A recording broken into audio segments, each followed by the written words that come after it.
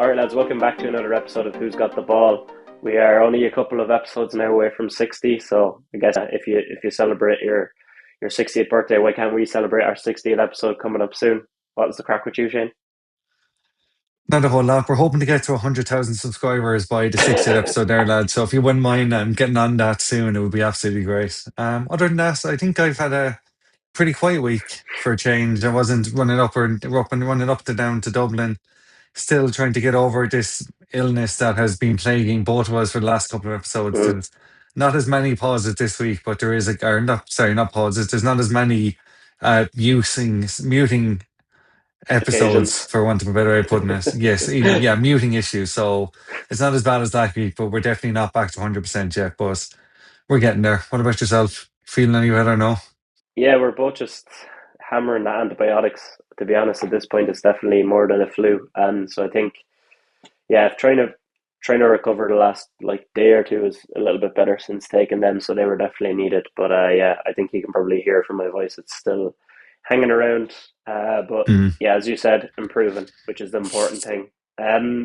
We had a lot this week, a lot to cover, a lot to get through. Obviously, with the NFL playoffs in full flow. We started by talking about our clutch player of the weekend for last week for the NFL. So we both thought that Kenneth Walker basically won the games of his career in a massive moment and helped dominate for the Niners. So we went in on his performance and how we thought it was deserving of that award. Divisional round fallout then. A lot of that is surrounding the Bills right now. What's going on with their GM? What's going on with Sean McDermott? What went on with some of the refereeing in that game between the Broncos and Bills? And then we moved into the conference championships to give a full preview, gave you our picks for each game, a score prediction, and kind of all the things we see as key matchups in that game. Next up, we had Harry Bailey on, special guest, Bournemouth fan. He chatted to us about kind of what Semenyo meant for the team. He was at his very last game there for Bournemouth as they beat Spurs, and how special he was as a player and as a person. He talked about the club ownership and where he sees them going in the future. And we also previewed Liverpool versus Man United, or not Liverpool versus Man United. Where am I going here altogether? We Bournemouth. also previewed Bournemouth versus Liverpool. With I was just thinking, since we had two fans on the show, it's usually Liverpool Man United, but we had a Bournemouth fan this time around to chat with Shane. Before we got into that stuff with Harry, though, we did talk about Man United and we talked about how they were probably the performance of the weekend in the Premier League for what they did against City. And we dived a little bit into that performance. We hit Gonchance as usual, and then we had Michael on, as we usually do every 2 weeks for the NBA topic. So he came with some trade deadline questions, as that is coming up on the 5th of February. So he kind of gave us a couple of questions and one closing one then that was a bit wild for us to give our trade suggestions. So we had a good back and forth there about different trades that we could see going down. Wrapped up with the power rankings, and that is all for you. So let's just jump straight into it. Okay, so let's get into the clutch player of the week for the NFL. Divisional round behind us, bit of a mixed bag really. We had a lot in the wildcard weekend. We were kind of spoiled by the games we had. A lot of one score games. I think it was four one score games is the most ever in a round of playoff football in the NFL. And then had a lot of high scoring games too. This had a couple of good games and a couple of duds, but there's one standout player for both of us, and that was Kenneth Walker. Biggest game he's had on the ground since his rookie season in terms of total yards. And then he's had one three touchdown game before. He went and grabbed another one in his first playoff appearance since 2022. Really stepped up to the plate with Charbonnet going down injured, and he kind of took over the game. And he was like, "This is mine for the taking." Obviously, they had planned to throw the ball or run the ball a lot, should I say, and stay away from the passing game as much as possible. But he really took advantage of that. 6.1 yards per carry on 19 touches, and he had another 29 yards from three catches as well. So he definitely contributed to this absolute battering that the 49ers took from the Seahawks. Yeah, it was the absolute game of his life. He just came out here and said, "This is all about me today." 118 yards, the two touchdowns on the floor were just exceptional. Sam Darnold, as you said, he didn't want to throw the ball, and he really didn't have to because he was able to trust Kenneth Walker with his life in this game. He just absolutely annihilated the 49ers every time he had the ball in his hands. He was just running through them like they weren't there. JSN just didn't even need to get a look in. He was basically rested for this game because Kenneth Walker was doing absolutely everything, catching the ball, three targets, three catches. Um, yeah, there's very little left to say from what you've said. Like losing Charbonnet was massive from him. And then he was like, "Oh, now I really need to step up." And off he went and just carried the ball like his life depended on it. He was not coming out of this game without winning. And yeah, do you know what? They were 7-0 up after 12 seconds, and that is a great way to start any game. But he's the one that made sure that they were not chucking this away. Yeah, yeah, 100%. They kind of played it to a T because the Niners had a situation where they were down a lot of players on the D line and then in the linebacking core, especially with Fred Warner still out. They didn't have a lot of their even backup linebackers. They were down to third or fourth choices. So obviously that was something that was like a weak core, and they were just literally pounding through it at all times. The Seahawks, and they knew that from the start. So good on them, and that led to a good game from Kenneth Walker. So really, Mm. really like happy for him because it seemed at times in his career that things weren't going to kick off to the level that they could. But now with Clint Kubiak there, he's just going to continue to draw up game plans like this. So really, really happy it worked out for him. But we'll look at a bit of the fallout from the divisional round. I think the main thing that we want to touch on is the Broncos and Bills game because so many storylines came out of that. Broncos win it 33-30 in overtime with a field goal. Um, but it's kind of outside of Bo Nix being injured, which will play a factor into the games we're going to preview. So we might touch on that then. It'll be the Bills that take away a lot of the headlines here because first of all, Sean McDermott was basically blamed for this loss, which is insane given what he's done there over the years. Mm. So since the 2020 started, the Bills have scored the most points in the league. They allowed the fewest points in the league. They have the best record in the league, and they have the best points differential of 902. No other team is over 600. So he has coached them up to the absolute peak. And then you're looking at a roster that's literally getting worse every year because their GM is not able to draft properly. And then he gets a promotion after it because he's in the owner's ear. It's all just an absolute shambles after this game, and Sean McDermott is after getting the bullet for it. I think he will be happy to be out of there, in one sense, over that GM, as you just mentioned. Like he's there saying, "Oh, I wouldn't have drafted Keon Coleman. I would have done X, Y, and Z." And then there's literally him in an interview on some television show saying it was Keon Coleman or no one. Unless someone really excited us in the draft, we were taking Keon Coleman. He's come out then and basically bashed Kean Coleman by saying, "Oh, we Yeah, didn't want him. The coaching staff who's took still on him, the and roster. we then decided to back him." Oh, it was just unbelievable. Like the stuff he was saying in that interview was just wow. There was clip after clip after clip coming out, and every single one of them was almost worse than the one before. Yeah, Sean McDermott's better off out of there, but this game goes a different way if the referees don't make that scandalous call on the catch that wasn't a catch. Sure, like the next night, the same thing happens, and it's given straight away as a catch. It's the inconsistency, but I feel like it's not the first time this year we've mentioned referees, and it seems to be across all sports at the moment where the standard of refereeing across all professional sports is just. I think it might be at an all-time low. The Premier League, the refereeing is abysmal. The NBA at times is absolutely chronic. To see the goaltending call last week that wasn't given, that drove Steve Kerr to get sent.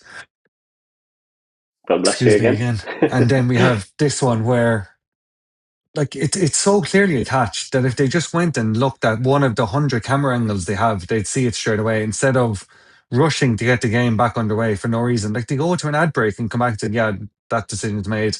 They haven't looked at it again. They haven't felt the need. In a game of such fine margins at such a high magnitude, you have to make sure you're right. I don't understand the rush. Like it's the slowest game in the world as it is. It's 3.5 hours. What's an extra 5 minutes on 3.5 hours when you think about it? Really, like Yeah, it's not like they're slowing down a really, really fast moving game. Just go and get the decision correct. Josh Allen didn't have his best game, obviously, but for it to come down to something like that, is there any wonder he was so upset in that interview after? yeah. He felt like he let the team down because he probably felt like if he didn't make that mistake at the end of the first half, they win it. But at the same time, a lot of things need to go your way, and there's a lot of things that haven't gone his way over the years. So I feel for him in a sense because they're basically asking him to go out there and be Superman on the offensive side of the ball. They've not given him a proper wide receiver one, and he's feeling like he has to do it all on his own. Now he did make bad decisions, but as you said, you're looking there at what I don't know what a catch is because they don't know what a catch is, and Yeah, how it can be given the very next night where the same thing happens as you said with Devonte Adams. The ball is pulled out of his hands as he hits the ground the exact same way, and then it's called a catch. Like, it's caught by Cooks. He hits the ground, his elbow and leg are down. This need to make a football move crap that we're hearing come out now is nuts, and I don't agree with it. And I think what was worse than any of that was, okay, if that's the call you're going to make, that's the call you're going to make. What was worse than any of that was Brandon Cooks in the end zone getting his hand yanked and get a clear PI before the Bills scored yeah, their field goal to tie the game at the very end, or to put them in a position where the game was still ongoing, like going to overtime. They would have scored a touchdown on that drive. If he gets pulled on his hand there, we saw what the tush push did in that game and in the week previous. They just literally just keep doing the tush push for as many times as they had timeouts. If they had no timeouts, they'd draw something up until they needed to do the tush push. They would have got in the end zone and they would have won the game if that was called PI in the end zone to get put on the 1 yard line, and it wasn't. And then Tre'Davious White is called PI, which was absolutely outrageous to basically seal it for a very short field goal for the Broncos. So I yeah. can't I Mad. can't stomach the way the refs behaved in this game and the way they made it about themselves too. They always make it about themselves. The referees in the NFL seem to have such a complex about. It's that meme where the fella points in the mirror like, "Go out there and make it about you." The Yeah, NFL refs are the biggest example of this of anything I've ever seen. It's like whatever about the first PI call on the Bills in overtime, that one is probably correct. The one down the sideline. The second one is literally just to make sure the game is over. It's like, how easy can we make this field goal? Oh, here we go. Like, players don't lose their head that much and slam their helmets on the ground on the field of play unless they feel like they've been properly done in. And that's one of the ones where completely didn't blame him for tossing his helmet. But I'm actually surprised he didn't hit the referee with it the way he was taking it off. There was so much anger in him. yeah, And for him to just bounce off the floor, it was like, can you not look at it and say, okay, we might have done something wrong here, but they actually just don't care. They want to just get out of there, kept the home fans happy, and the Broncos move on to what is going to be a bit of a tough watch, to put it lightly. yeah, yeah. No, I agree.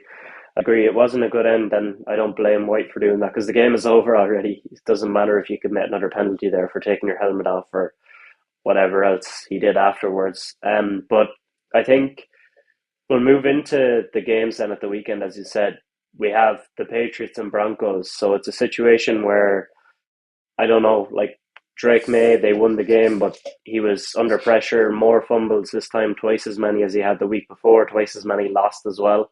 But then he's playing against Jared Stidham, who has no passes in the last two seasons, regular seasons, should I say. And he's the latest player to ever come into a starting lineup in the NFL. So he's the first time a player has started in the conference championship after not throwing a pass all regular season. So it's really hard to say how this is going to go. But yet, New England are only 4.5 point favorites. And I think that's because the Patriots might have a tough time with this Broncos defense. They're going to send everyone at May. They've seen his problem holding the ball. They're going to send a power rush. They're going to send Benito. They're going to send Cooper. They're going to send Ufanga. They're going to send whoever they can. And then they have Pat Surtain on the back end to keep kind of things under wraps. So yeah, I think there's a reason this is still close despite a backup having not thrown a pass all season being in for the Broncos. Yeah, so I had quite a poor week in my predictions last week where I went 1-3, one correct, three wrong. I think the only way to get the Patriots out of this now is to back them in this game because I've gone against them the other 2 weeks and they've gotten through. So all jokes aside, I do think the Patriots will sneak through this. Both May and Stroud were very bad in that game last week, but they were bad in different ways. So CJ Stroud just couldn't find the pass. He was nearly crying after one of his interceptions, where Drake May just kept dropping the ball. If he protects the ball in any way better than he did last week, then it puts the Patriots in a great chance. And the weather last week was obviously very unhelpful. I don't think he's going to get anything next to near what he faced last week. So the weather shouldn't be an issue for him this week. He's who I believe should probably win the MVP over Stafford, but he won't. Stafford is going to get it now, but if he just goes back to Drake May from the regular season, then I don't think Jared Stidham will have any answers for him.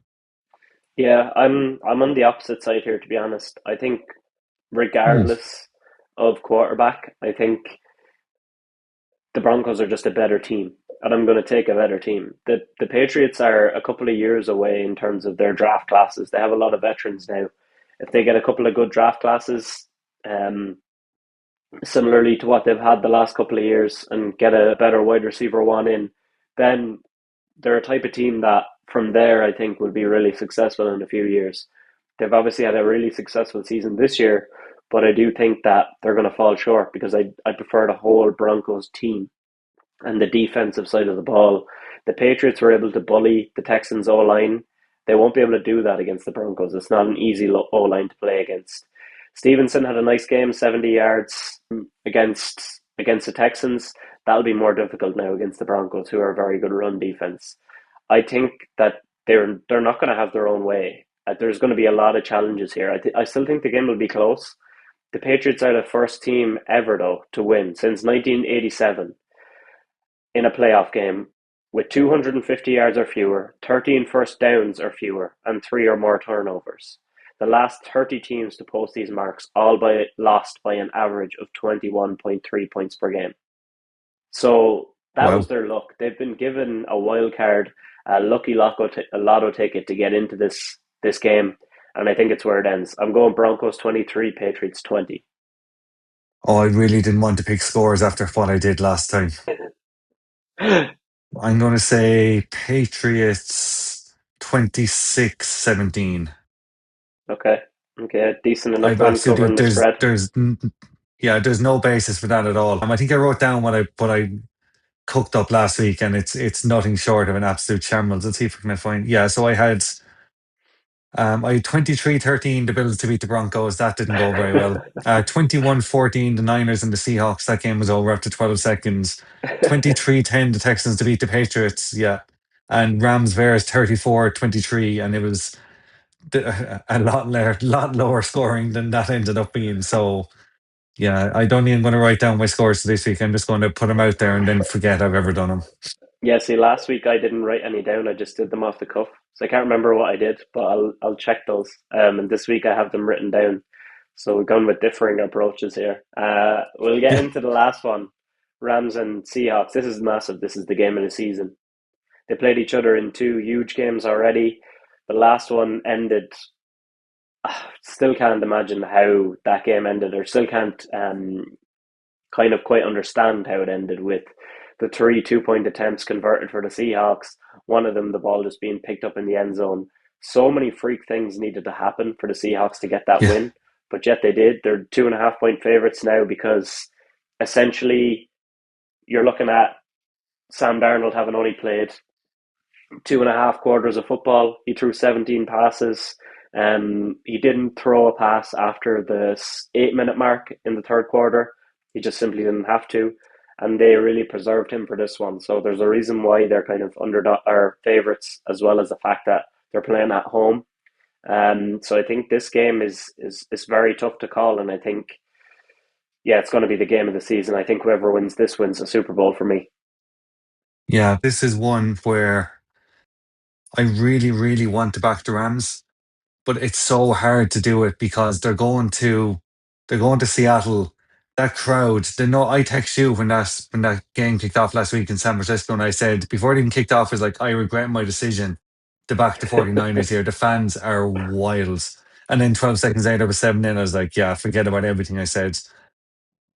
I just think this game is so hard to call. They're two really, really good teams. They can if this ends up in a shootout, then I'd back Matt Stafford. But if the Seahawks can shut him down in any way and they have a really good defense, then it's hard to see past the Seahawks getting over the line here.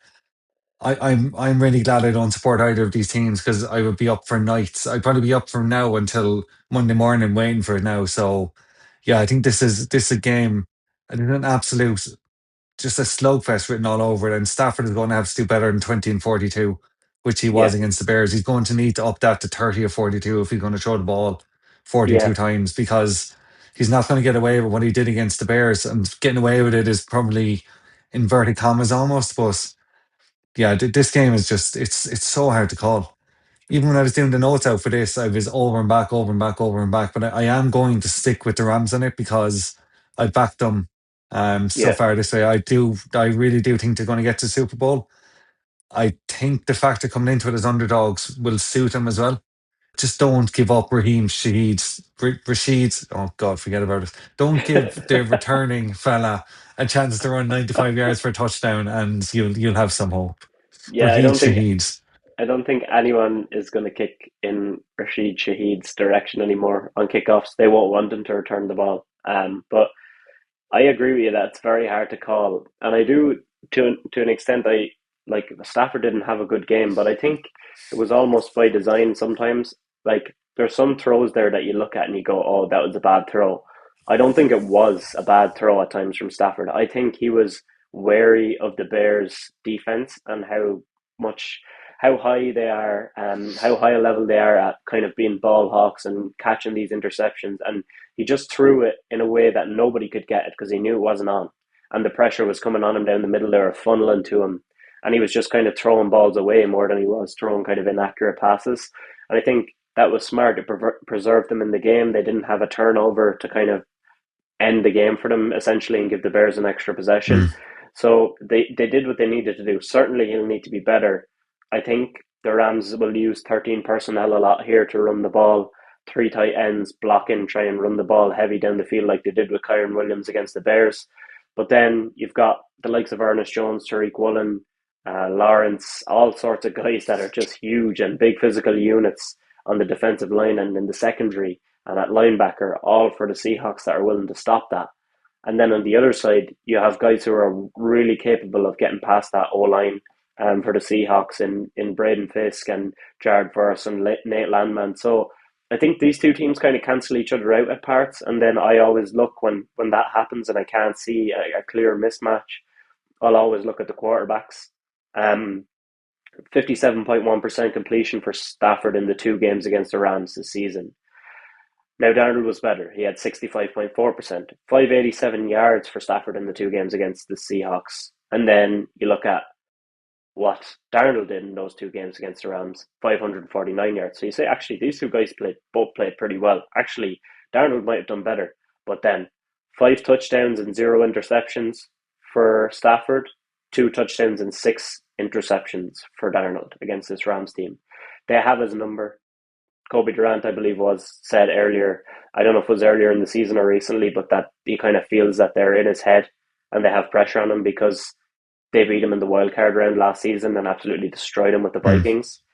I think that they just have the better hand here at quarterback, and that's why I'm going to go with Rams 27, Seahawks 24. Yeah, I can't remember if I gave a score or not, did I?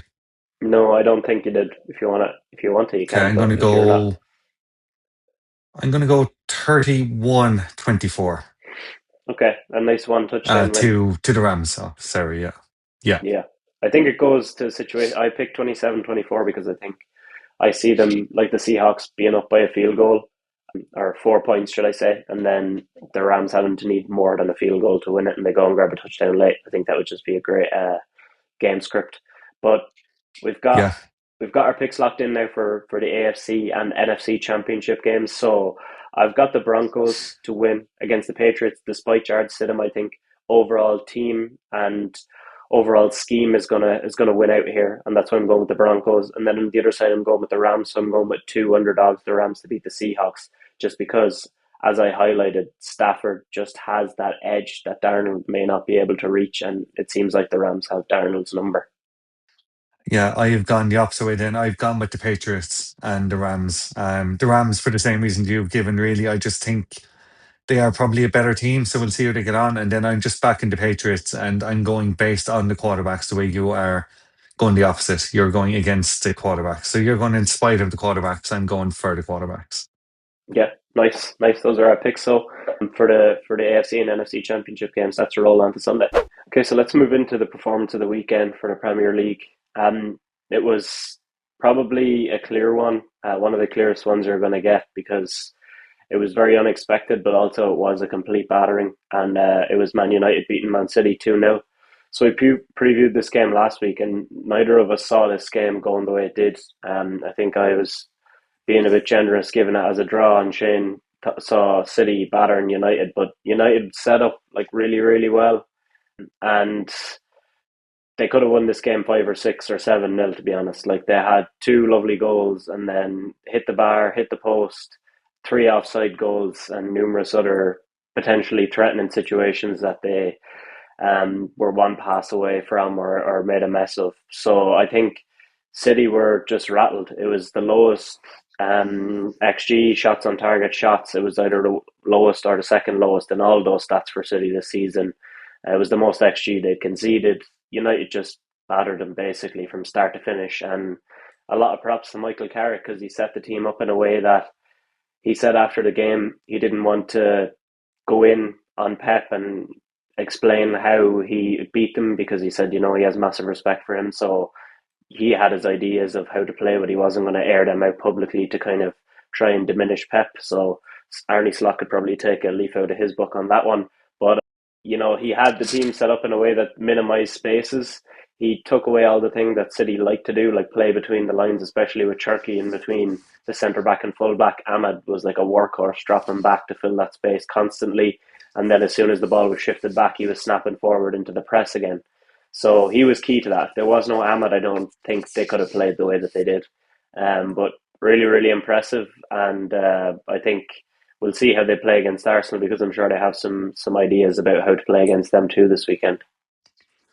Yeah, so I think every prediction I made last weekend across all the sports was really, really poor. I think I went 0 for 3 in Ganshant as well, and I went 1 for 3 in the NFL. So everything I said went completely against me the weekend just gone. But this United performance is the best it's been, in my opinion, in years potentially.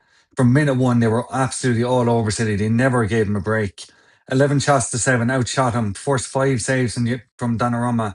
7 shots on target to 1 shot on target. As you mentioned, 3 goals ruled out. Hit the post, hit the crossbar.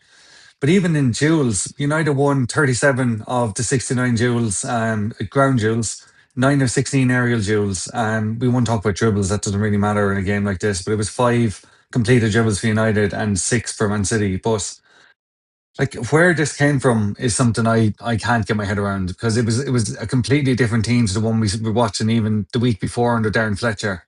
Michael Carrick came in and obviously did an unbelievable job in training over the week and he really got him fired up for this, and they were so deserving of their win. And like I normally turn United matches off when they go 2-0 up because it's kind of like the fun is over for me at that point. And this is kind of ones where like I need to see where this goes. So I watched for 90 minutes. I was like, I need to see, can they keep doing this for 90 minutes? And they did. So credit to him. Honestly, I thought Bruno was brilliant. As you said, Ahmad straight back from AFCON, absolutely brilliant. And Bueno just dragged them all over the place. And then Mount came on. I thought he was very good in his limited minutes. He had the goal ruled out as well. Just very, very tight offside call. So Mm-hmm. yeah, everyone played their part. I said before the game I didn't think Harry Maguire would start. And he did, and he was exceptional. He probably should have scored with that chance in the first couple of minutes. The thing for me was we both said it that if United were going to win this game, they were going to need an early goal. And when the early goal didn't come, they didn't panic. They didn't say, "Oh well, that's our chance gone now." They just stuck with the game plan, kept playing it to an absolute tee, and as I said, fully deserved to win. They absolutely battered City all over the place. City ended up with more possession, a good bit more possession, but it really didn't matter because the game was pretty much done by the time City started trying to do anything. Yeah, a lot of their possession was pointless because they continued to Yeah, try it's and just sterile. get into those channels, and every time they got there, United had it closed, and they didn't know what to do apart from try to recycle it to the other side and go again because that's the way they play.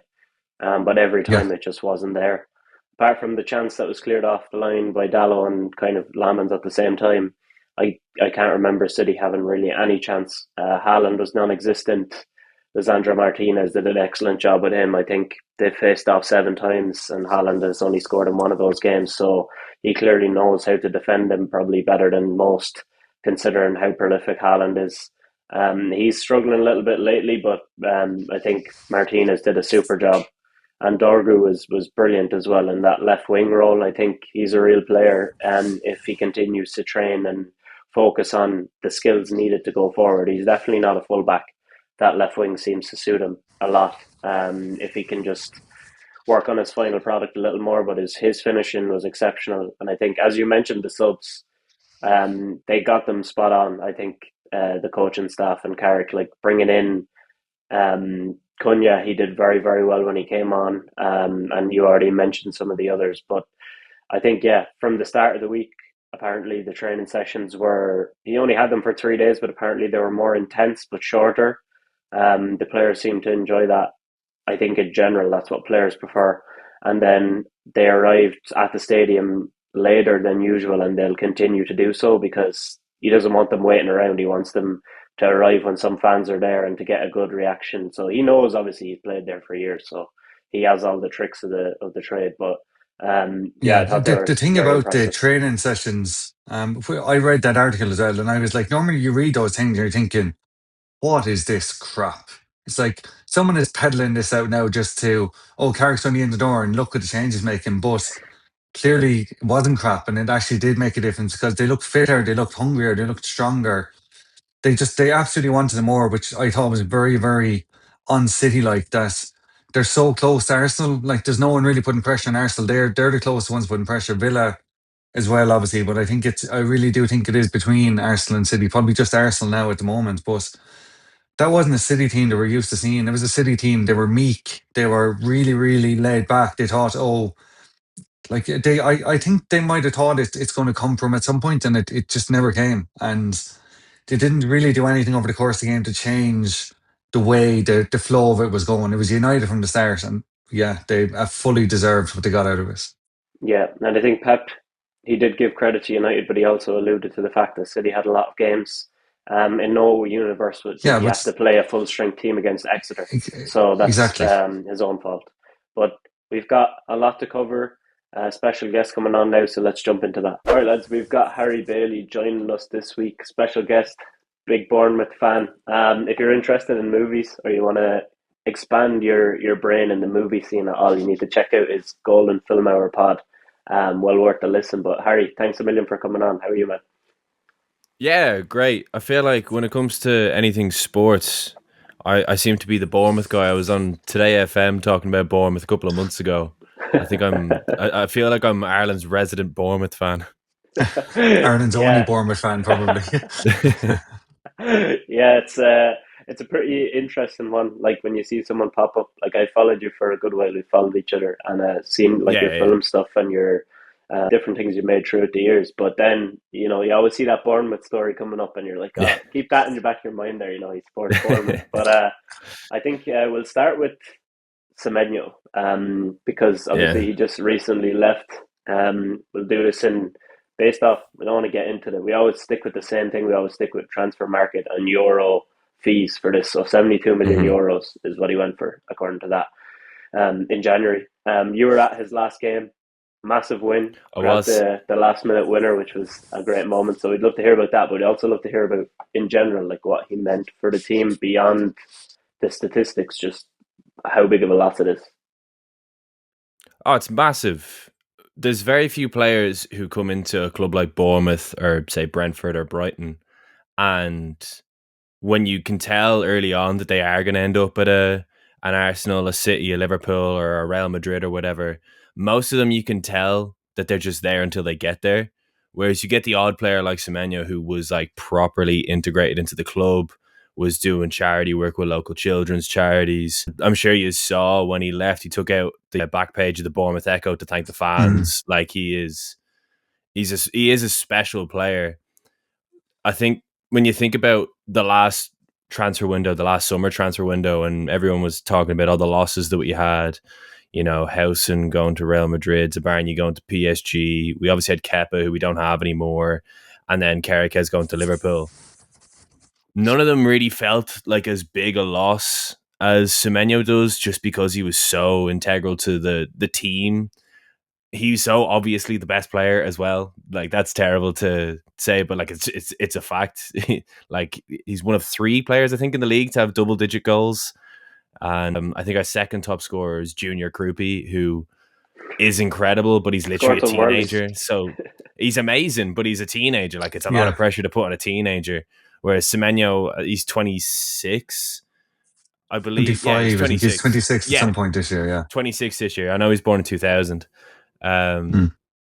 Like he was able to deal with the pressure, took the pressure, and he'll be a dream under Pep because he's one of them players. There's no ego there. He just does what the manager tells him and does it amazingly. He's going to be a monster at Man City. Yeah, and he has that two-footed ability that not many players have, and now they've got that with Yeah, Turkey and Semenyo. So it's scary hours for some teams around that top. But I think one thing you mentioned is about how he could like handle that load as like a star of the team, that he could take it on his shoulders. I think that was probably something that's immeasurable because he could come out with like incredible goals out of nowhere. One game that stuck out to me, I think it could have been like a Friday night game or a Monday night game. I'm not sure. It was earlier in the season when Bournemouth played Fulham, and it was like 1-1. yeah. It was Friday night. Yeah, it was heading Mm. into like the last 5 minutes. He had already scored, and then he just scored a whirly, like a beautiful finish, and he set up another goal as well, which was a whirly as well. It was a crazy, crazy finish of the game. But that really showed to me like his value to the team because he just pulled them out of that game that was very even, and then in the last few minutes, it was like, right, this guy's just taken over, and that's just it.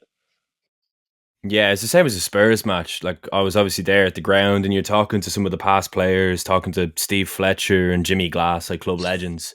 And whenever you meet them, you want to get the inside scoop. You want to know, and they were literally just saying he's gone. Like this is his last match, but it was so him coded to then go and bag a 95th minute winner against Yeah. Spurs. Like that is just so unbelievably Semenyo coded. Because even after the match, all the players were literally laughing about it. They were like, of course he did that. Like, Yeah, it was written in the stars. It was a nice way to end as well. yeah, You mentioned as well some of oh, the of course. losses in the summer, like Zabarni, Hoyce, and Kirkez. You're looking at basically a full back line, and I think Yeah. almost not under the radar, but the loss of Dango, Watara, and Jaden Anthony, although they weren't like exactly stalwarts, they're doing good at other teams. So it shows the talent that was there. And in the last two windows, Bournemouth are up 160 million in the bank on profits. Mm-hmm. So Shane, I'll ask you, what did you think of how they're going to adapt to all these losses, and also how they have done this? It seemed start of the season it was okay, but it has been a little bit harder to sustain. Yeah, I think especially when you do basically lose your whole back line, like you were never going to come into the season and be as defensively resolute as you were last year. You're going with your two backups or your backup from last year and the new kids you brought in who's only 19 Mm-hmm. or 20 beside Senesi. But like you're still scoring goals. You've outscored Liverpool in the league this year. You've 35, Liverpool have 33. I know you've Mm-hmm. lost 10 of those goals now in Semenyo, but it's always been the way that Bournemouth do it is they bring in players who are unbelievable and then they have the next person, the next cab on the rank, let's say. Like what's the stop Eli Junior Krupi coming in now and him getting 6 or 7 goals between now and the end of the season and him kind of stepping in for Semenyo because it's just kind of what teams like Bournemouth, it's what you have to do, but it's what you're so good at doing as well. It's the reason you have a 12,000 seater stadium and you're still in the league. Like that's not a fluke. Like you're not just out here you're not making up numbers for want of a better way to put it. You're a really, really decent, solid Premier League team. And I know you're on a bad run at the moment. Like you're still 10 points above West Ham. And you're Mm-hmm. you're obviously not going down. It's only if like can you push up a bit more from 15th and try and get that top 10, top 12 finish again. And obviously the summer losses then was like, oh, are they in trouble with relegation now? They're not. But can they sustain any sort of a challenge now to push this top 10 for the end of the season? Obviously, they're signing your man Ryan there from Vasco da Gama. Now it looks like it's almost done. He looks an absolute superstar. And another one that Bournemouth have stolen a march on, it's seemingly the whole world in getting this lad in under the radar before anyone even started looking at him. I'd love to know, like, who's behind, like, Semenyo wasn't exactly well known when Bournemouth signed him, and they've sold him now for the bones of 75 million. Like, who is the Yeah. person, who's the Tony Bloom of the operation, for want of a better way of putting it? Who's the one that's seeing these players like, oh, in 4 years, he's going to make us a bomb of money? Same with Dean Huyson, robbed him off Juventus and then sold him to Real Madrid. It was another one that's unbelievable. It's like, how did the likes of Liverpool, Man City miss out on this? When Juventus wanted rid of him, everyone should be like, oh my God, he's 6'5". He plays on the left, he's right footed. It's like he's and almost a unicorn, but Bournemouth like, oh no, he's ours now. Yeah. To be honest with the scouting, our sporting director, I know Liverpool poached him a few years ago, so Yeah, there was sorry kind of about that. there was a fear around the club that, you know, the magical transfers were going to come to an end. But to be fair to him, the owner of the club, Bill Foley, is just unbelievable. He will spend whatever he has to spend. He will just do it. There's no fear at the club that the owner's going to pocket the money. Like, we know that that money will get reinvested. Now, in our case, with the Semenyo money, it is getting invested into the stadium. They're expanding the East Stand, like, to a whole new level, like renovations that, like, bigger renovations than when I've seen us from League Two to the Premier League, and the renovations that we're about to get on our East Stand are nothing I've ever seen before. Like, it's going to be huge, and he's pumping that money into that. We are obviously signing Rayan. Hopefully, we signed Alex Toth today, which I saw. Yes. The headline was that Robbie Keane cried when he found out, because he's obviously the Ferencváros manager. But that was more so tears of happiness that he got his Premier League move more than anything. But no, I have to say, Bill Foley's just like an incredible football club owner. He will dip into his pocket when he needs to. Sometimes we get it right. Sometimes, like, you're not going to be able to replace Zabarnyi and Hoyson with a 19-year-old and a 20-year-old. Like, that's just not going to happen. That's not to say that Diakite and Miroslavovic won't be amazing signings in the future. Like, 9 times out of 10, they do seem to work out for us. We get the odd one who doesn't. But yeah, I think with Senesi as well, like, Senesi last season was injured, which is how Zabarnyi and Housen ended up becoming a back line partnership. So we were always kind of hoping Senesi would click, but now there's rumors in the last He's couple of out of days contract, isn't he? yeah, there's rumors he's going in this window for like 35 million, which I think would be a steal if anyone got him for that. He is really, really good. But no, I have to say, when it comes to the money side of things, our owner is always willing to invest in the club. I think that's why the likes of Southampton back in the day did struggle, because they would sell all these players, their Van Dijks, their Lalanas, their Ward Prowses, and they wouldn't replace them properly. And then they'd go down and spend a few years in the Championship. Whereas in our case, in Brentford's case, in Brighton's case, they're always willing to spend the money if they have to. Yeah, it's good as well to hear from a fan that that is your feeling towards the owner, because you could always hear that from journalists like in the industry that, oh, everybody loves him.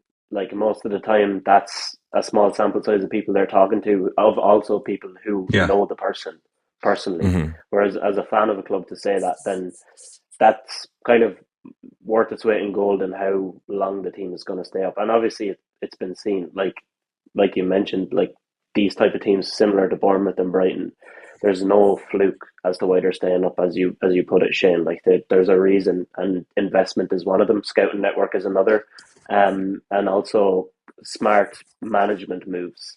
Like, Ireola is an exceptional manager.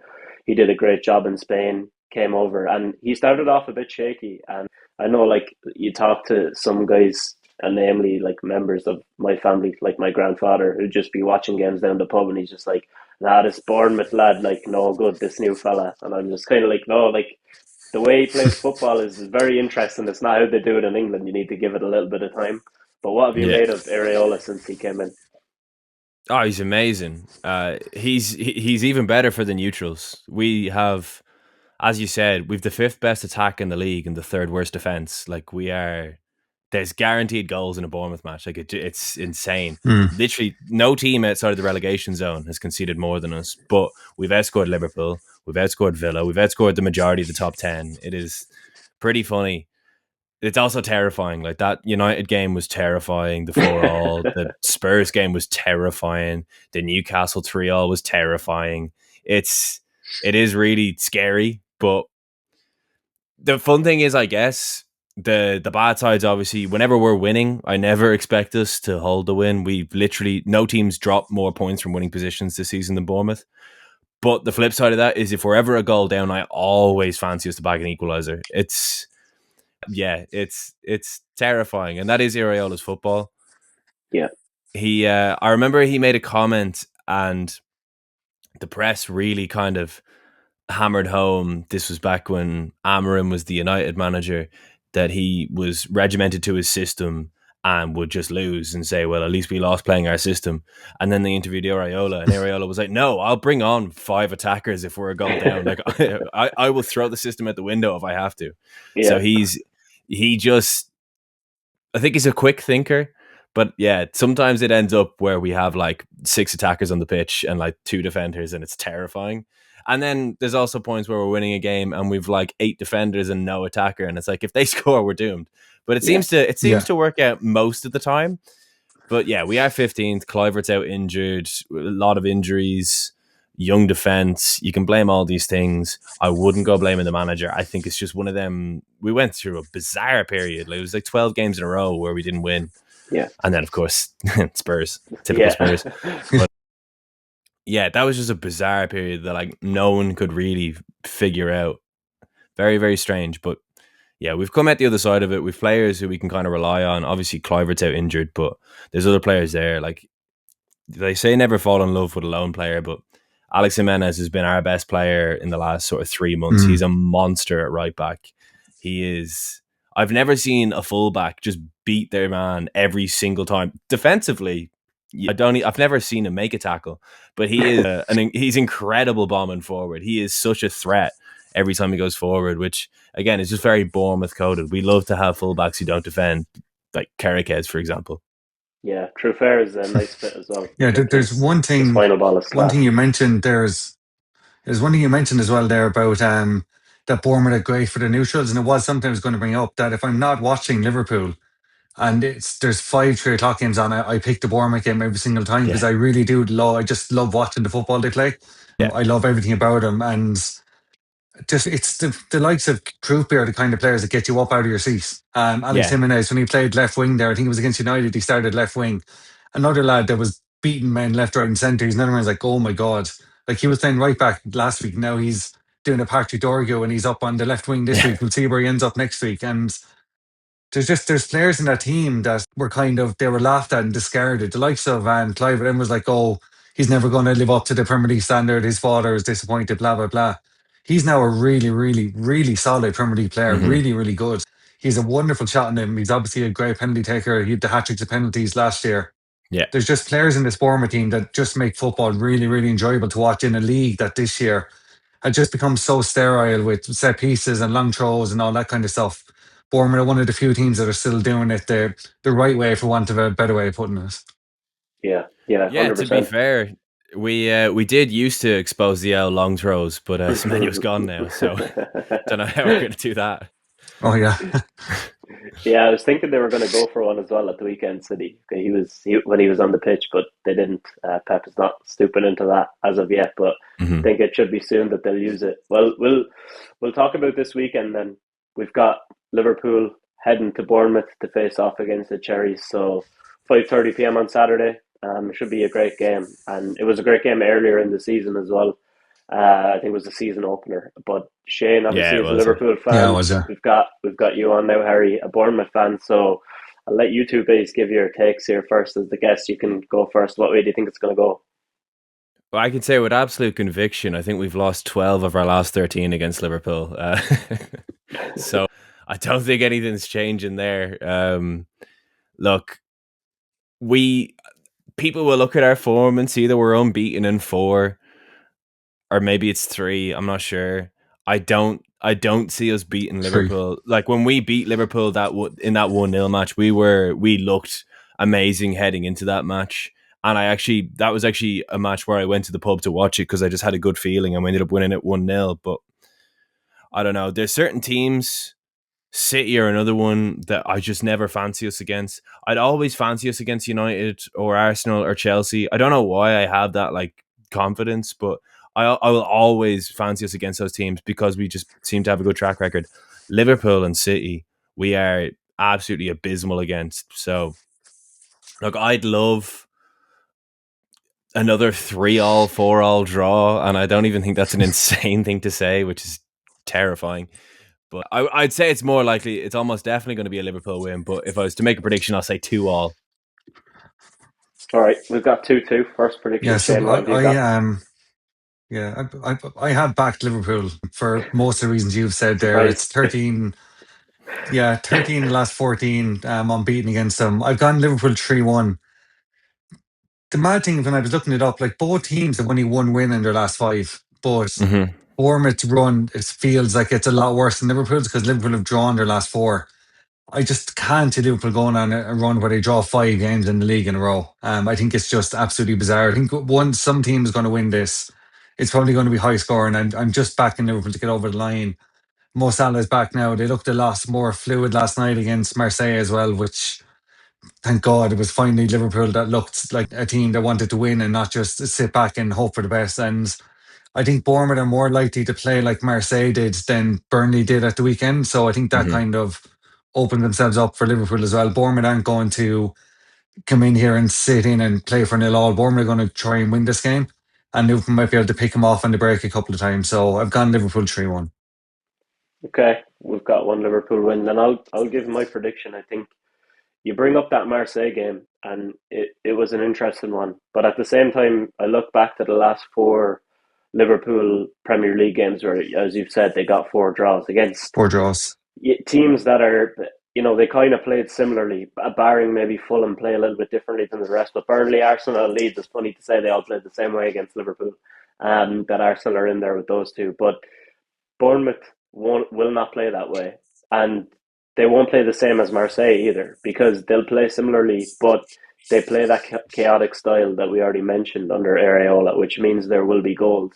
They won't be afraid to throw things at Liverpool, which this season under Slot we've seen when Liverpool push the fullbacks up, they have no issue in leaving that system completely wide open, and it doesn't seem like they have answers for it at times. So I do see a lot of goals. I see both teams scoring here, but I've gone with the same prediction as Harry, and I've gone with a 2-2 because I think it's kind of open. I think Bournemouth deserved a point earlier in the season, and Liverpool, that was the Mm. start of when we saw Liverpool can go up, but they can fall apart, and it's just continued into this season as we go.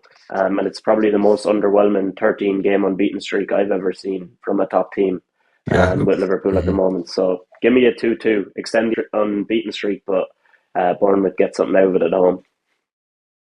Yeah, Liverpool somehow have the longest unbeaten run in Europe now, and not one Liverpool fan is happy about it. It's such a weird place to be where they keep not losing, but some of the draws have just been absolutely abysmal, and the way they play football has been abysmal at times. It just drags the mood down. I honestly Hmm. think I would rather watch Bournemouth than Liverpool at the moment. So I'm glad that they're playing each other at the weekend because I get the best of both worlds out of it. But yeah, Joe, what a 2-2 wouldn't surprise me at all. I'm just hoping Liverpool can kind of just build on what they did in Marseille and get one over the line. Another clean sheet would be lovely.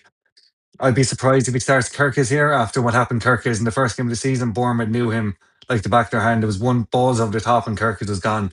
I wouldn't be Yeah. surprised if Andy Robertson was dropped back in for this one and Kirk's like, yeah, we're going to give you the vitality off. You can come back in again the week after. So yeah, if Kirk's on the bench, then I wouldn't be one bit surprised. And you heard it here first.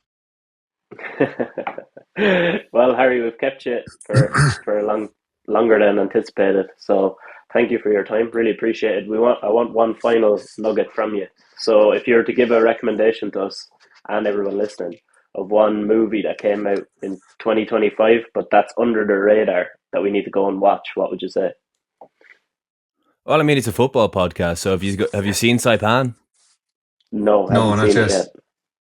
I have to say, Aina Hardwick is a fantastic Roy Keane. He is good in that film. He's a good Okay. El Roy Keane. Took a few liberties with the El Truth, but overall, Hmm. it's an enjoyable film, well directed, and yeah, Aina Hardwick by far the best thing that you could take away from that film. His performance as Roy Keane is actually brilliant. Okay. Gonna have to see it. I Nice. was avoiding it because of that like story being overdone. But if it's a good Same. shout, I'm gonna trust you. So we'll get on it. Appreciate you for coming on again, man, and chat to you again Yeah, soon. of course. Thanks for having me. Okay, as Shane alluded to earlier during the football section, he did go 0-3 and gone chance this week. So and we've First time already. ever, I think.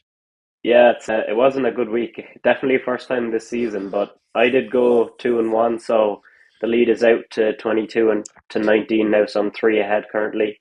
I did have United to beat City, which you've already touched on that game. That was a win. I had the Texans to beat the Patriots, which did not come off.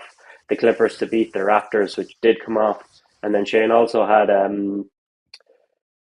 United to beat Arsenal. No, sorry, that's a different one. Let me say that again because I'm looking at my this week. You could.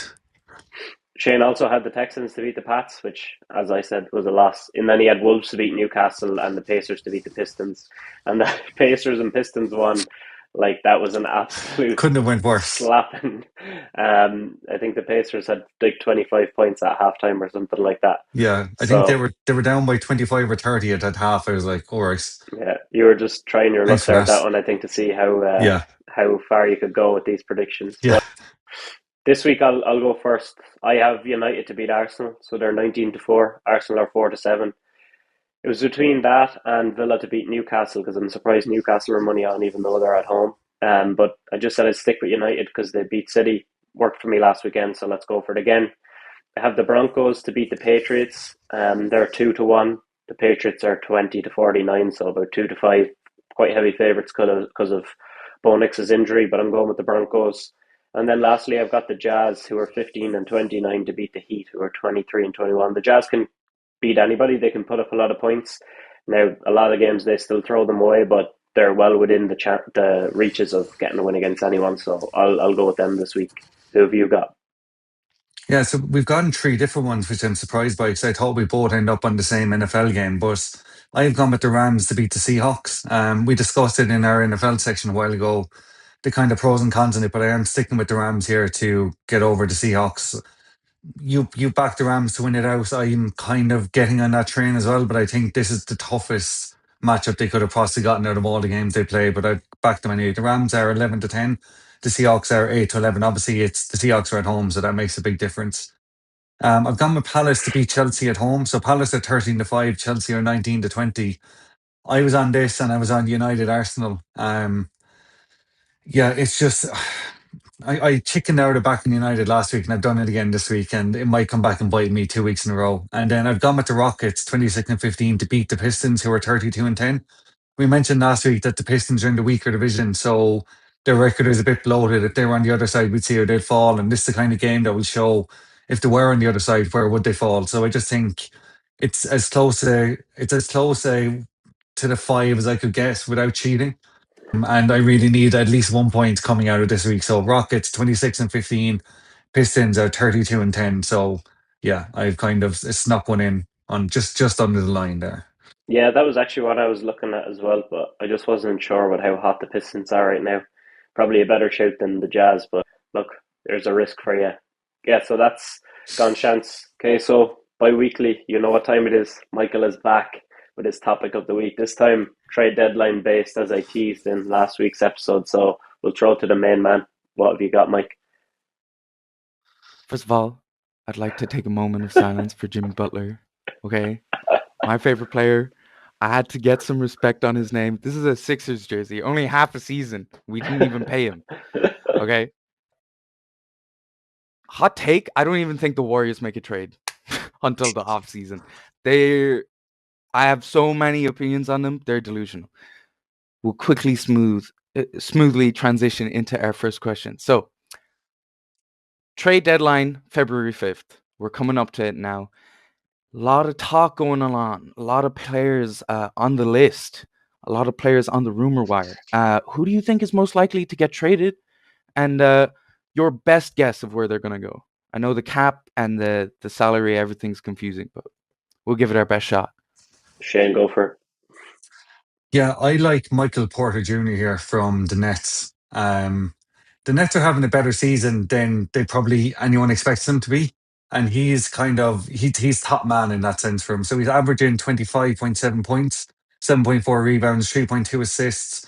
It's only himself, Jokic, Edwards, and Leonard and Jamal Murray, sorry, who are averaging 25 plus points. He probably needs to be on a team that's better than the Nets. The Nets might see this as a really good chance to cash in them, get a good few picks. They're still in the early stage of their kind of another rebuild. Obviously, they'd be happy to keep him as well because when he's on the court, they have a net rating of 0, which is obviously helpful for them to be doing what they're doing. But yeah, he's a 38.3 million contract this season, 40.8 million next year. The Bucks, the Warriors, the Pistons, they're the teams who kind of would be looking at someone like him.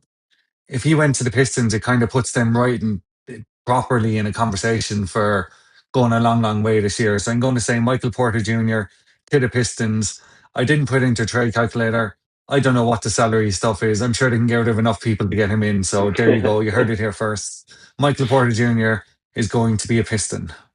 Yeah, I like that. I like that. I think he would be a good one for a team to go for. I've gone for kind of a sadder one, to be honest. Not like anyone would find this one outside of maybe the Bucks might be happy with this for some reason, but I've gone with Ja Morant to be traded, and I'm going with him going to the most desperate franchise right now, and that is the Milwaukee Bucks.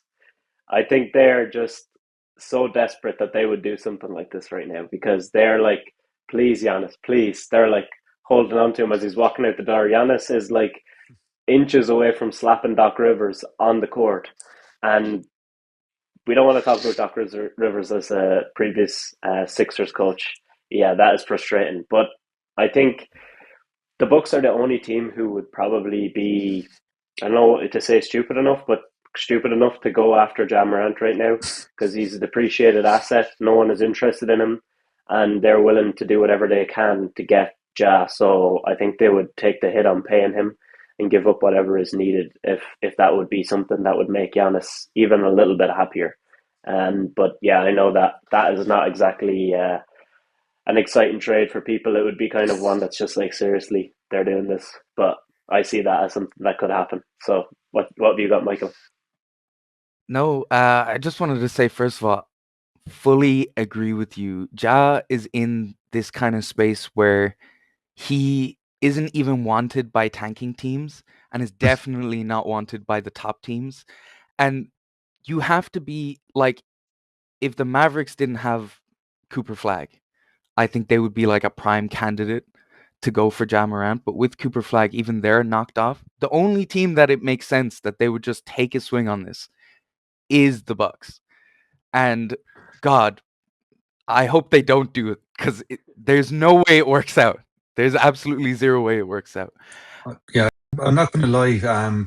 When I was looking at teams that needed trades, I almost talked myself into the Rockets needing Ja Morant. Like that's how desperate I am. So I don't think it's going to happen. But I got to the point where it's like, do you know what? Ja Morant's not a bad option here, actually. And then it's like, wait, Ja Morant most definitely is a bad option here. What is wrong with me? But yeah, I can see it with the Bucks as well, 100%. I could see, as you both said, like they want someone that's going to get Giannis excited, stop him throwing punches on the sideline at Doc Rivers. And do you know what? If Giannis put his arm around the shoulder and said, me and my four brothers will kick you up and down this court if you do anything stupid, I think he'd be pretty stupid to try and start butting heads in Milwaukee. So it could work out for him there. Yeah. I'm boring. I said Michael Porter Jr. as well. But for some reason, there's a lot of talk about him going to teams that are trying to contend and stuff. And I think a lot of them don't really want to give up a lot of their roster for the sake of depth and stuff, especially in the time we're in the NBA. That's why Miami going out and putting like half their roster in packages in half of these rumors is unbelievable. So I think like we get down closer to the trade deadline and the Nets just go, okay, no one's giving us a better option. We'll take Terry Rozier and Kyle Lowry. And like give us our second round pick for this year back as well, so we can get another draft pick. Like it just seems like the last 3 years Pat Riley has been sitting in mediocrity and trying to go for all these superstars. And I think he eventually realizes that like, okay, Giannis is probably not coming here. Let me just try and get someone. And there was mentions of it talking with Michael Porter Jr. I think they would be mid still. But like, you know how Pat Riley is. I don't know. He could just believe in Michael Porter Jr. and stick with it. I think that would be a sad turn of events for the Heat from where they used to be, because it used to be like superstar magnet. Which next superstar are they going to get? And then if it's Michael Porter Jr., I think that's pretty underwhelming. But even though he is a good player, it's just he's not like an A1 option on the championship team. And I think another thing, they don't have their first round pick for 2027 is 1 to 14 protected. So they can't even if they flame out of the playoffs again, they can't even blow it up. So Michael Porter Jr. on a 2-year contract, at least next year he'll be there. And then if it sucks after that, you can then blow it up. But it kind of makes sense for him, but it would just be really sad. Okay. What have you got then for us for our next question? Okay. So second question is, what team desperately needs a trade? We kind of touched on it with the Bucks. And what trade would you execute? So there's actually, if you think about it, there's quite a lot of teams that I think we would think that definitely need a trade. I mean, the Warriors have to if they want to do anything. The Pelicans and the Mavs as well. But we know a lot of the time these bad organizations love to, well, we'll just see what happens until the off season, and then they just do nothing year after year. So we'll start. I'm excited to see your guys' opinion. Who do you think? Well, Go on, James, you go first. I've gone along those lines that you've just said of one of these teams that's not going to do it, but they need it the most, and that is the Warriors. They're in desperate need. They were in need of someone before Jimmy went down. Now they are in desperate need. It's desperation time. What do? Do they go small move and try and contend, but really you're only going to crash out in the first or second round of the playoffs and just try to appease Steph, but he's not going to be happy with that. If you do nothing, you're basically throwing away the end of his career. So I think they need to do something big. They need a forward. They need someone who can score, but also get to the line effectively, like Jimmy did, and take some of the heat off Steph. I think they need to head to the Kings, and the Kings are looking to blow this whole thing up. And I don't think they go and say, "Give me Zach LaVine." I think they say, "Hey, listen, let's be smart about this. Let's do something a little bit different. Let me see if I can take Sabonis off your hands here, fellas. And if you really want to tank, I'll take LaVine too. And you can have Jimmy Butler. You want to tank, you can just have him. He'll be there for you. Just take him. He'll be there in a couple of years. Kuminga, you can have him as well. He's pretty good if you want to tank. He'll just put up shots and help you lose. And then we'll give you a couple of second round picks just thrown in there. We're helping you. You help us. And let's build a proper team here for Steph's last couple of years. I think it's good. I think it's it would be okay. I feel like it would just extend mediocrity in the Warriors franchise, which seems to be their MO for the last 2 years. I think I'm exactly right with you that won't do it. And one of the bigger things I read about is it's Steve Kerr's last year on his contract, and his assistant coaches are currently looking for head coaching jobs around the league. So it might be done. I think they just do nothing and let it ride off this off season. But at least it would be fun to see Sabonis passing to Curry running around the place. Yeah, I think that would be sick. And he'd finally have an all-star big that isn't Draymond Green, which he is also an all-star big, but you guys know what I mean. Yeah. Let's get your 1 second, Michael. What have you got? Honestly, I was also going with the Kings, but I think the Raptors are kind of in, we need to make noise this playoffs. I think they've spent far too long in mediocrity, and they seem to be so desperate for a center at the moment because they're not super happy with everybody coming up. I just think it would be interesting to see them just go for it and get Sabonis on the team. If the Kings, hey, like you said, you want to tank, right? Here's Jakob Poeltl. He plays half the games and has chronic bacchitis. You want RJ Barrett? We can give you RJ Barrett, or we can finagle a way to get you guys Emmanuel Quickly. Whatever you want, man. Just give us that Domantas Sabonis. No, I like Jamal Sheed though. He's a young guard.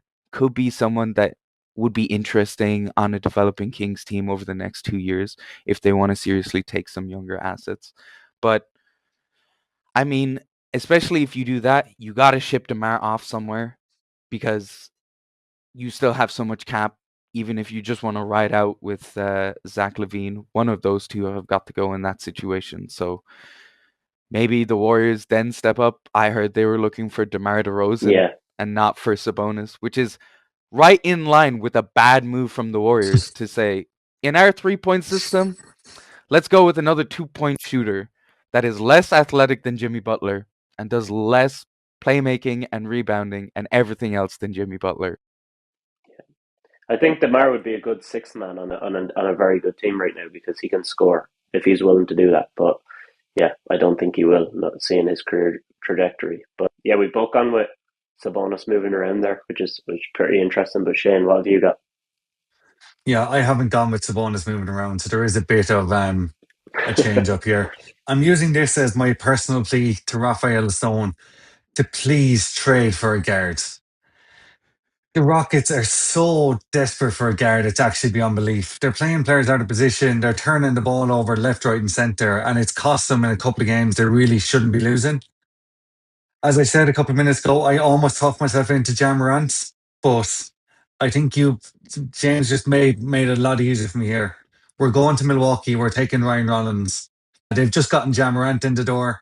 They can have Terry Eason. He's running out of contract anyway, so I don't know if he's going to sign or if they'll even want him to sign. He's missing a couple of games. Rafa, just come on, man. You're a friend of the show. Let's just get the finger out and go and do something for us if you wouldn't mind. They really, really need something. He's apparently had discussions with around half of the league. Doesn't have any firm offer in either direction that is cause for serious internal discussion. Well, then he hasn't spoken to the Bucks because the Bucks have just signed Ja Morant. They might as well they need to get rid of someone. They can give us Ryan Rollins. They can take Eason, Clint Capella, Dorian Finney-Smith. There's your five. The three of them, Giannis, Ja Morant, title winning is what Rafa Stone can say to him. And off we go. We'll take Ryan Rollins into our starting five. Off we pop. Let's do it. Let's make it a 3-team trade. Sure, while we're at it, we might as well just make it a lot easier for everyone. I just think the Rockets do need a point guard, and I fully agree with you. But I think the front office look at this as like, this is year one. We don't want to make any rash decisions, and it's like, no, just go for it. Just go for a guard and just go for it. But like, I just think so many organizations get so scared of making the wrong move that they make no move, and they think that's better. Yeah. And I just feel like they just wait until the off season and then they go, okay, we need to address this issue right now. Yeah. And then sometimes they still don't do anything, like the Cavs. Yeah. The good old Cavs. I still think they're not going to trade anybody. I think they just write it out and they go like, oh, I'm really sorry, Donovan Mitchell. You didn't even get All-Stars starter this year. Yeah. Sorry we suck so much. We'll just get to the playoffs and everyone will be injured and you just shoot 50 shots again. That's what you came here to do, right? Anyway, give us your last question, Michael. Last question now is give us your most undercover, surprising, random Luka Doncic to the Lakers trade that you think could actually feasibly happen in the next 2 weeks, and give me your insane red string theory reasoning behind it. So I've got another Jimmy Butler trade here, but it might not be what you think. So I've got Jimmy Butler, Jonathan Kuminga, and Buddy Hield, plus a pick of some description, heading on over. So like Jimmy's going with his buddy, and then he's getting rid of Kuminga, and they're saying to the Mavs, look, we're going to take AD. We're going to take him right now because Jimmy, he's injured. AD may not play this season, but if he does, good for us. And they're going to say, yeah, that's what we're going to do. And then they're going to say, oh, wait, let me reunite the Splash Brothers. We're taking Klay Thompson too. And that's what they're going to do. That's my surprising trade. They're going to send Jimmy. They're going to send Kuminga. They're going to send Hield. And they're going to take back Anthony Davis quite hobbled. And they're going to reunite Klay Thompson with Steph Curry, at least to make him happy until the end of his career. Huh. That's not bad, actually. No, I could see not. that. For Steve Kerr's last year, just bring the gang back. Although Klay might just retire. If he doesn't forgive him, he might just retire immediately. But that's good. Oh, I kind of like that now. All right, Shane, you go. Yeah, so I actually also have Anthony Davis on the move, but I have him on the move to the Hawks. Ooh. So Porzingis, 30.7 million contract, expiring deal. The Anthony Davis played 29 regular season games for the Mavs, and I think they just want to cut their loss on him. It's been an absolute disaster of a trade for them, losing Luca and getting in basically nothing for him now at this stage. Okay, they got Cooper Flag out of it, so fair enough. But bringing over Anthony Davis hasn't worked out. 29 regular season games. He's really, really living up to his Data Davis nickname since he's joined over there. They get rid of the 30.7 million Porzingis contract. They get Anthony Davis. Hope they can get 15 games out of him, bit of a playoff run, and see then in the summer what they do. Okay, nice. I actually would like the Hawks to get. I thought they would go for him earlier, and I think this would actually be a smart move right now. But yeah, I don't know. What do you think, Michael? I think my only thing about it is the injury. I feel like there's no rush to get him before summer now. You get me? Yeah, no, I could see them holding on to Porzingis till the summer and then dealing with his Still. 30.7 million come the off season. But I think if they were looking for a really good time to do it, then now is the time. Anthony Davis's stock has probably never been lower. So they wouldn't really have to give up too much to get Porzingis. And they're like, well, we're taking the contract off you. We're giving you an all-star center here when he's on the court. So why wouldn't you take it? So, Joe, like, I do think it's obviously more likely it doesn't happen. But these are one of the ones that could very well come out of nowhere under the radar last second and bang. There you go. It's Yeah. like, wow, where does that come from? And also that team next year with maybe AJ DeBanter, maybe Yeah. on that team might be crazy, you know? Possibility with that Pelicans pick. Yeah, you're right. What have you got then for your one, Michael? All right, so I'll be completely honest Strap with you. in. My crazy one was Ja Morant going to the Bucks. That's what we were discussing. So apparently not that crazy. You said it was the most likely for you. So not that crazy. But I think I'm gonna Nostradamus this now. I think a trade that nobody is seeing happening. I think Daryl Morey he's got his finger on the pulse. He's listening. He knows this is probably the best chance, the best year. There's a lot of fluctuations going on, right? There's a lot of parity in the NBA. And unfortunately, I think he does actually trade Jared McCain or Quentin Grimes. I would prefer Quentin Grimes, but I think he's played his value super low. And that, like, 4 years, 20 million a year that he was asking for, thank God we did not give him that, because he does not look like a $15 million player, right? I'm looking at McCain for the Bulls, and I think he's looking at a Kobe White come off the bench. Yeah. That's what I'm thinking. I think the Bulls just say, let's get another young asset, looks super promising last year. Or they say, you know, we're contending now. We need another, like, stronger scorer. And for some reason, we value Quentin Grimes last year's 20 points per game over Kobe White because their asset valuation is horrible. And I think Morey just makes another smart move. Yeah, I would like this. Take another step. I would like this because Kobe White is depreciated right now as low as he'll ever be because of his coming off the injury and he's playing badly this season. So, but that's not going to last because he's a very good player. Whereas McCain is only in his second year, so it's a lot harder to judge with sample size. So, if, as a Sixers fan, if they did this, it would make so much more sense to have a viable option off the bench if they're not going to trust McCain comes back to it, which it doesn't seem like with the minutes they're giving him and stuff. So, you know, he does need to develop somewhere. I hope it's with the Sixers, but this makes the most sense if you are going to ship him away. Yeah, I actually really like that as well. I think considering what you come from there where you're about to throw as Jamorant to the Bucks as your trade that comes out of blue, for you to pull this one out as your second backup option is really impressive. And I do like it. I think everything you said, especially you both are obviously Sixers fans. So if it's something that would get both to be excited, then why not? Absolutely, why not go and try and pull this out of the bag? Yeah, 100%. You're right. Well, I've just anything else, got Mike? one more question. One more question for Shane himself. No, just for the Shane We fella. slightly mentioned it, How would you feel about a Quentin Grimes for Tari Eason? You needed a point guard, right? 2 expiring contracts. You gonna go for it? Yeah, Quentin Grimes for Terry Eason.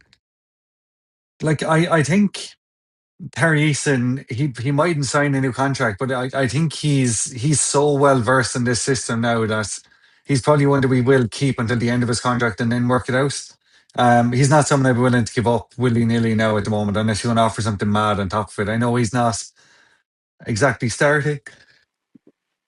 God damn That's it! But I just think it would be mad to get rid of him mid-season. If you want to do that, you should have done it in the off-season when he didn't sign the extension. So might as well hold on to him now and see what you can do by the end of the year. So I also heard you talking about Reed Shepherd when I was away, and no matter what you're offering, he's going nowhere. that was a joke. He's my boy. We didn't want them anyways. Okay, good. He's liars. We do Don't not want, want we that do want man. that guy. Yeah, we've got Every DJ. team in the league would take him. You're mad. You're mad. Every team in the league would have him. He's absolutely class. Okay, 4-man defense when he's on the court. But anyway, let's leave it there. Thanks again, Michael, for another week. We'll catch you again in a couple Cheers, of weeks' Mike. time, and peace out. See you guys. I'll let you leave, Michael, before I end this because the other guy is there and he's probably going to join in straight away. Cool. All right. Nice one, bro. See you in a bit, Talk to you Mike. soon. Thanks so I'm much. good to just close out. Yeah, just leave the call and leave the app open and see if it uploads your. I can check actually now. Hold on. Yeah, you're still It's got the uploading. green tick for me. Oh, if it's got a green tick, you're good then. Perfect. All right, man. Talk to you. Nice one, Mike. See you in a bit. Let me just. Okay, so another week of the power rankings. This is week 20 of doing them this season. I'll throw it to you first if you want to give your last week and what you've gone with this week. Yeah, perfect. So last week I had OKC on top, Texans second, Pistons third, Arsenal, City, and Seahawks were in at sixth. Bit of a shake-up this week. So for me, the Seahawks have jumped from sixth to first. The way they saw off the 49ers last week was insanity. It was over after 12 seconds because the 49ers scored 6 points in the end. So it was literally over after 12 seconds. They were dominant, and they could very well be dominant again this week against the Rams, even though I have the Rams backed. We'll have to wait and see. OKC in that case dropped a second for me. There's no NFL team that's really on, no NBA team that's really on a massive run at the moment. OKC they're the legacy best team, so they are staying in around the top for me. Pistons are in at third, so they were third last week to stay third this week. Arsenal stay fourth. And Patriots are back in for me. They're in at fifth. Yeah, again, it's what they did to CJ Stroud. They almost made him cry on the pitch. So I think that's quite powerful, to be fair. And then my final Premier League team is Newcastle. So they're the only team that have, outside of Arsenal, have 3 wins in their last 5. All of the top 6 are dropping points left, right, and centre. So I just brought in Newcastle as a team who are on a good run at the moment. Yeah, nice new additions there. And we actually had quite a similar start to our list. So last week I had Seahawks, OKC, Arsenal, Pistons, Texans, and Villa. My first 4 are still the exact same. Seahawks are number 1, like you said, just battered the Niners, so no reason to drop them off there. OKC second, they're 37-8, 7-3 in their last 10. Arsenal are third, still going on all fronts, all competitions. Pistons staying for 32-10, 8-2 in their last 10. Then I moved the Rams in at 5th because I think, although the Patriots did a good job, I think I see it more as the Rams actually had to win their game more as the Patriots had to try not to lose because CJ Stroud did want to hand it to them the best he could. Broncos did a good job as well, but I think I'd rather the Rams in there for right now. Which one of those teams is going to be falling out next week because Rams and Seahawks play each other obviously this weekend. And then 6th, I stuck with Villa. I just think they've been good over the last month or so. They have dropped a few points, but I think they're probably still up there in the city or on a bad run. But I like the Newcastle shape. So that's our power rankings for this week.